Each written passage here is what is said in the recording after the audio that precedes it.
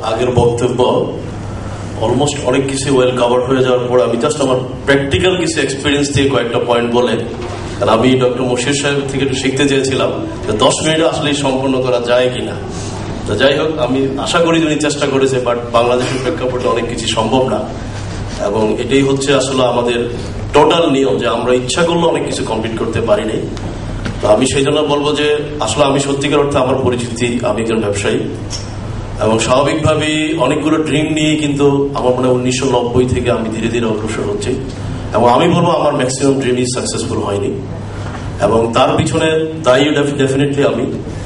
তার কারণ হচ্ছে যে 1996-তে আমি নিজে শিক্ষা ব্যবস্থার সাথে সম্পৃক্ত হই, এবং সম্ভবত একটি পয়েন্ট বলতে চাই যে তখন যখন বিভিন্ন দেশ থেকে বাংলাদেশে মাস্টার ফ্র্যাঞ্চাইজ এই ধরনের বিভিন্ন প্রতিষ্ঠানগুলো আসে, আমি সম্ভবত একমাত্র ব্যক্তি যে আমি বলেছিলাম যে আমি কোনো ফ্র্যাঞ্চাইজ দিব না, বরং আমি চেষ্টা করবো যে ফ্র্যাঞ্চাইজ দেওয়া। এবং সেই সময় অনেকেই আমাকে হেসে বলেছিল যে বিলিয়ন ডলারের কোম্পানির সাথে বাংলাদেশের 200 টাকা কোম্পানিতে কিভাবে প্রতিযোগিতা করে। বাট আমার মনে হয় যে আজকে আমি নির্দ্বিধায় বলতে পারি যাদের সবাই সম্ভবত আমাদের দেশ থেকে তারা চলে যেতে বাধ্য হয়েছে, যে আমাদের দেশের প্রেক্ষাপটের সাথে সম্পৃক্ততা রেখে তারা ব্যবসা না করার কারণে। এবং মোস্ট প্রবলি কিছুটা হলো আমি বলবো যে এই ক্ষেত্রে কিছুটা সাকসেসফুল হয়েছে। তার কারণ হচ্ছে কিছুদিন আগে আমি সিঙ্গাপুরে একটা কনফারেন্সে অংশগ্রহণ করার পর কোন একজন গ্লোবাল ব্যবসায়ী বলেছিল যে বাংলাদেশে যদি ব্যবসা করতে এডুকেশনে, তাহলে সম্ভবত ড্যাফোডিলকে প্রাধান্য দিয়েই ব্যবসা করতে হবে। সে তার উপস্থাপনায় কথাটা বলেছিল। তো যাই হোক, আমি দীর্ঘদিন থেকে দেখে আসছি যে আসলে আমি যে প্ল্যানগুলো করে থাকি সেগুলো কিন্তু ইমপ্লিমেন্ট করতে গিয়ে আমি বাধাগ্রস্ত হই, এবং আমার ড্রিমের সাথে কিন্তু বাস্তবে কোনো মিল হয় না। তো সেই জন্য আমি আজ থেকে সম্ভবত আমি বলবো যে জরুরি অবস্থা আসার পর আমার ভাগ্য খুলে গিয়েছে। তার কারণ হচ্ছে জরুরি অবস্থা আসার দিন রাত্রে আমি ঘোষণা করেছিলাম যে আর কোনো সোশ্যাল অ্যাক্টিভিটিতে আমি জড়িত থাকবো না, শুধুমাত্র ব্যবসা নিয়ে আমি সম্পৃক্ত থাকবো।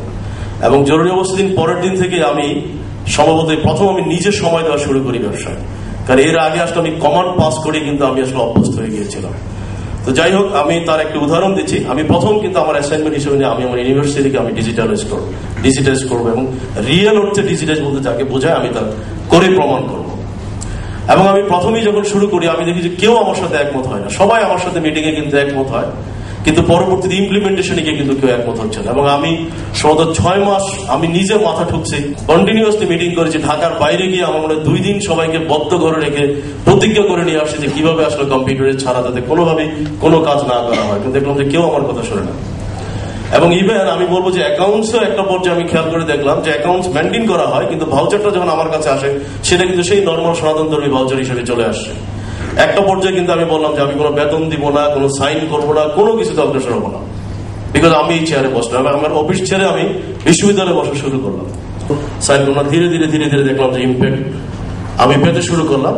কারণ যখন দেখলো যে বেতন হচ্ছে না, 3 তারিখে বেতন হয়, 7 তারিখ, 10 তারিখ, 15 তারিখ আমি সাইন করছি না। কেন? বিকজ উনি চাচ্ছে যে কম্পিউটারের ছাড়া কোনো কিছু উনি সাইন করবে না। এবং আমি আমার কাছে শুকরিয়া জানাবো যে আমার সম্ভবত আমার দৃঢ় প্রতিজ্ঞার কারণে আজকে বিশ্ববিদ্যালয় কমপ্লিটলি আমি বলতে পারি যে কম্পিউটারে সম্ভব হয়েছে। এবং আমি একটি কথা নির্দ্বিধায় বলতে চাই যে আজকে হয়তো আমার লোকজন যারা আমার সাথে যারা R&D তে কাজ করে তারা অনেকেই বলে যে স্যার XYZ বিশ্ববিদ্যালয় অমুক একটি কাজ করে তো অমুক মিনিস্টারকে নিয়ে তারা অলরেডি অনুষ্ঠান করলো, আমরা করছি না কেন? আমি বিকজ আমি এই মুহূর্তে প্রতিজ্ঞা করেছি যে আমার বিশ্ববিদ্যালয় অ্যাক্টিভিটিস হবে আন্তর্জাতিক বিশ্ববিদ্যালয়ের সাথে সম্পৃক্ততা রেখে। সো আমি এই মুহূর্তে কোন রকম প্রচারে যেতে চাই না। Let us first try to prove ইট যে এটা আসলে সত্যিকার অর্থে আন্তর্জাতিক মানে কাজ হয়েছে। তো আমার মনে হয় যে আমি যেমন বললো যে কিছুক্ষণ আগে আমি হয়তো অনিল চৌধুরী দেখলাম যে SMS এর মাধ্যমে এগুলো আমরা কিন্তু আজ থেকে 7 মাস আগেই করেছি। আমরা অনলাইনে আমার মনে হয় যে একটা স্টুডেন্ট যদি আপনার যারা এখানে ড্যাফোডিল ইউনিভার্সিটি যদি কারো কোনো আত্মীয় স্বজন পড়ে থাকে, আপনার আজকেই জাস্ট যদি এখন কারো মোবাইল থাকে শুধুমাত্র আইডি কার্ডটা দেওয়ার সাথে সাথে আইডি নাম্বার দেওয়ার সাথে সাথে আপনি পেয়ে যাবেন তার কবে, কখন, কোন পরীক্ষায় কত রেজাল্ট পেয়েছে, কতদিন সে ক্লাসে উপস্থিত হয়েছে, তার পেমেন্ট স্ট্যাটাস জানতে চান, everything it is possible to get it. তো এখন ঠিক একইভাবে অনেক ছাত্রছাত্রী হয়তো অনেক গার্ডিয়ান আসে স্কলারশিপের জন্য, এবং তাদের অনেকেই বলে যে আমি শুনলাম যে এখানে স্কলারশিপ অনেকেই পাচ্ছে দুধ পেরে, কিন্তু আমি পাচ্ছি না। আমি তাকে সাথে সাথে যখন বলি যে অমুক যা ক্লিক করে আপনি দেখেন কে কিভাবে পাচ্ছে, তার টোটাল চিত্রটা আপনি পেয়ে যাবেন, এবং তখন সে কিন্তু লজ্জামত হয়ে বলে যে না সরি আমি ভুল করেছি। তার কারণ হচ্ছে 1770টা ছেলেকে আমরা স্কলারশিপ প্রোভাইড করছি বর্তমানে আজকের স্ট্যাটিস্টিক্স অনুযায়ী, এবং যে কেউ কিন্তু দেখতে পাবে এই 1770টা ছেলে কিভাবে স্কলারশিপ পেল, কেন পেল, যে সে প্রথম সেমিস্টারে দ্বিতীয় সেমিস্টারে কিভাবে ভালো করছে, তার কিভাবে তার এই প্রক্রিয়াটা তার সম্পূর্ণ হলো। যাই হোক, আমি যে কথাটুকু বলতে চাচ্ছিলাম জব্বার সাহেব, যে সেটা সম্ভবত খুব টাফ, কারণ আমার মতো একটা ব্যক্তি এখনো আমি বলবো যে আমি পুরোপুরি সাকসেস না। তার কারণ হচ্ছে, যেমন আমি সম্ভবত গত মাত্র 7 দিন আগে আমার আরেকটা বড় কাজ সাকসেসফুল হয়েছে, সেটা হলো প্রত্যেকটা স্টাফ তার টাস্ক, প্রতিদিনকার টাস্ক তার কম্পিউটারাইজ হইতে হবে। আমার টোটাল বক্তব্য হচ্ছে, আমি কোনোদিন শুনতে চাই আমি ভালো কাজ করি, যখন সিস্টেম বলবে যে আমি কাজ করছি, লেটস সি। এবং বর্তমানে প্রত্যেকটি স্টাফ তার আইডি দিয়ে ইনপুট দেওয়ার পর টিচার থেকে আরম্ভ করে স্টাফরা তার নির্দিষ্ট আইডিতে সে প্রতিদিন কি কাজ করছে, কাকে অ্যাসাইনমেন্ট করছে, কে তাকে ফলো আপ করছে, সবকিছু কিন্তু কম্পিউটার ট্র্যাকিং করা বর্তমানে সম্ভব। এটা মাত্র 7 দিন আগে আমরা সম্ভব করেছি। তো যাই হোক, আমি যে কথাটা শুধু বলতে চাই যে একইভাবে আমার মনে হয় যে ই বুক, আমাদের ইউনিভার্সিটি লাইব্রেরিতে যদি কেউ ঢোকার সুযোগ হয় তাহলে দেখবেন যে ই বুক বা ই কন্টেন্ট বা যত পৃথিবীর যত ই জার্নাল, আমার মনে হয়, আমি আবারও বলছি যে ডেফিনেটলি আমাদের কাছে জাদুর চেরাক নেই, বালাউদ্দিনের চেরাক নেই, রাতারাতি করা সম্ভব না। তার কারণ হচ্ছে, একটা বিশাল বাহিনীকে লিড করতে গিয়ে আমি যেটা ফিল করেছি যে তারা কেউই চায় না যে আসলে কম্পিউটার হোক, এবং এটা ভীতির থেকে, ম্যাক্সিমাম ক্ষেত্রে আমি 99% বলবো ভীতি থেকে এটা হয়েছে। এবং কিছুটা আমি বলবো যে আমি সাকসেসফুল হয়েছে অনেকটা ভীতি দূর করে দেয়। যেমন আমি একটি কথা বলি যে মাইক্রোসফট আইটি একাডেমি, সিসকো, সান, আমার মনে প্রত্যেকটি, যেহেতু আমি কম্পিউটার ব্যবসা করেছি, স্বাভাবিকভাবে এগুলি খুব সহজেই আমার পক্ষে সম্ভব হয়েছে প্রত্যেকে ডাইরেক্ট অথরাইজেশন নেওয়া। কিন্তু আমি দেখলাম যে আমি যখন কোর্স কারিকুলাম ইনভলভ করতে যাই, সেখানে কিন্তু টিচার আমাকে সাপোর্ট করে না। তারা বলে যে না, এটা অন্য কোনো বিশ্ববিদ্যালয় করে না, আপনি কেন করাচ্ছেন?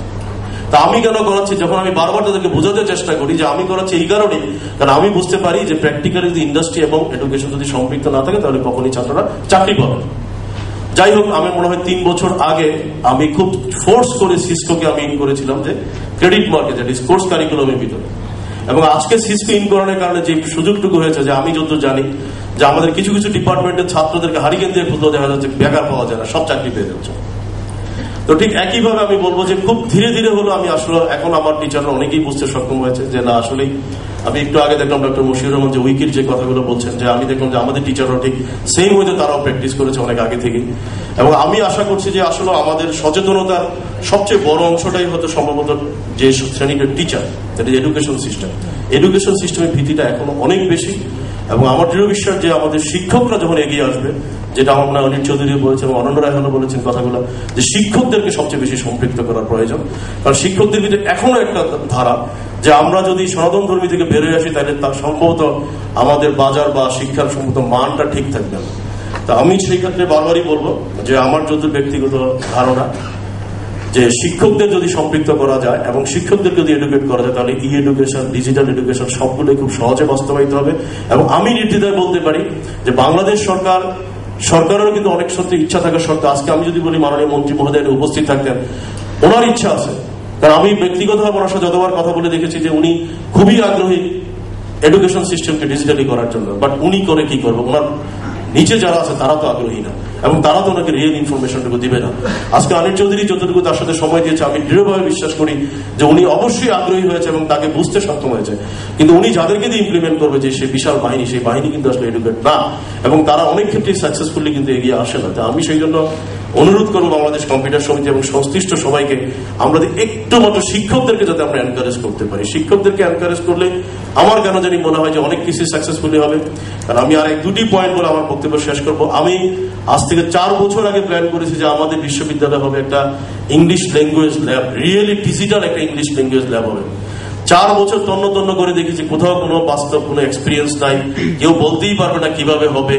তারপর আমি এক বছর পত্রিকায় বিজ্ঞাপন দেন, টেন্ডার কল করে দেখা গেছে কেউ আসে নাই। তারপরে পৃথিবীর বিভিন্ন রেফারেন্স থেকে বের করে এনে কোন একটা কোম্পানিকে দায়িত্ব দেওয়া হলো যে আমি এই ধরনের একটা ইংলিশ ল্যাঙ্গুয়েজ ল্যাব বিশ্ববিদ্যালয়ে দেখতে চাই। এবং সেটা পরবর্তীতে যাই হোক অনেক কষ্টের পর, 1 বছর পর প্রায় 52 লাখ টাকা খরচ করে আমি একটা ডিজিটাল ইংলিশ ল্যাব করতে সক্ষম হয়েছি, তাও মাত্র 1 থেকে 1.5 মাস আগে। কিছুদিন আগে বাংলাদেশ ব্যাংকের গভর্নর আমাদের সেই সেট আপ দেখে উনি বলেছিল যে আমি ওনার দেখা সেরা সেট আপ, এবং উনি ভাবতেই পারেন এই ধরনের একটা সেট আপ থাকতে পারে। তো এই যে আমি একটা কথা বললাম যে আমি নিজে একজন উদ্যোক্তা হওয়ার পরে 4 বছর পরে কিন্তু আমি সাকসেসের মুখ দেখতে পেয়েছি। একইভাবে আমি বলবো যে দ্বিতীয় পয়েন্টে, আমাদের বিশ্ববিদ্যালয়ে প্রত্যেকটা বিশ্ববিদ্যালয়ে বেশ কিছু ফ্যান্টাস্টিক টিচার থাকে, যাদের বক্তব্য বা যাদের কি বলে যে লেকচার ছাত্ররা মন্ত্রের মতো শুনে। আর অনেকেই বলে যে শিক্ষক তাকেই বলে যে ছাত্রদেরকে আটকিয়ে রাখতে পারে ক্লাসে। তাকে শিক্ষক বলা যায় না যার বক্তব্য শোনার পরে ছাত্ররা বারবার স্পিচ করে কিভাবে ক্লাস থেকে বের হয়ে যাবে। তো আমার কথা হলো বাংলাদেশে এই ধরনের বহু সাকসেসফুল টিচার আছে, দুর্ভাগ্যের সাথে তাদেরকে আমরা ডিজিটালি সবার সামনে নিয়ে আসতে পারি না। এবং আবারও বলবো, আমাকে তো কেউ দোষারোপ করবে আপনি কি করবেন। আজ থেকে 3 বছর আগে আমি আমার শিক্ষকদের সাথে বসার পরে তারা আমাকে বললো স্যার এটার জন্য একটু ক্যামেরা লাগবে। আমি ঠিক আছে ক্যামেরা আমি ভাড়া নিয়ে আসি। বলে স্যার ক্যামেরা ভাড়া ক্যামেরা নিয়ে হবে না, ওনারা এখন আসে তো ওখানে আসে না, ওখানে আসেন, কি করতে হবে বলে ক্যামেরা নিয়ে আসি। আমি রাগের মাথায় দুটি প্রফেশনাল ক্যামেরা কিনে দিলাম শিক্ষকদেরকে এবং সাথে কিছু কি বলা যায় যে সাপোর্টিং স্টাফ দিয়ে দিলাম। কিন্তু অদ্যাবধিও কিন্তু আমি ওই 2-3টা ক্লাস করার পর আর হয় না। এখন শুনলাম যে টিচাররা ভাবছে যে যদি আমার ক্লাসটা ভিডিও করা হয় তাহলে আমার ডিমান্ড তো কমে যাবে, ছাত্র এটাকে পরে ডিজিটালি করে মার্কেটিং করে ফেলবে। তো এখন আমি রিসেন্টলি আবার চেষ্টা করছি যে তাদেরকে বোঝানোর জন্য, এবং তারপরে আবার আসলো যে স্যার ক্লাস এভাবে হয় না, ছাত্ররা কেউ মোবাইল ফোন নিয়ে আসে, তাদেরকে বারবার বলার পর হয় না, এখন কি করতে হবে। লাস্টে আমাকে ফর্মুলা দেওয়া হলো যে একটা চমৎকার একটা ল্যাব করতে হবে, স্টুডিও করতে হবে, যেখানে রেকর্ডিং করার জন্য আলাদা স্কোপ থাকবে, এবং প্রয়োজন হয় আমি তারপরে আবার নির্ধারণ করলাম যে ঠিক আছে প্রয়োজন আমি রয়্যালিটি ফি দিব, যদি তাদের কোনো প্রোডাক্ট আমি মার্কেটিং করি তাহলে তাদেরকে প্রোডাক্ট দিবে, এবং সেই অনুযায়ী আবার আমাকে একটা স্টুডিও তৈরি করতে হচ্ছে। তো ধন্যবাদ। আমি আশা করি আমি যা বোঝাতে চেষ্টা করেছি কিছুটা হলো আপনারা বুঝতে সক্ষম হয়েছে। সবাইকে ধন্যবাদ।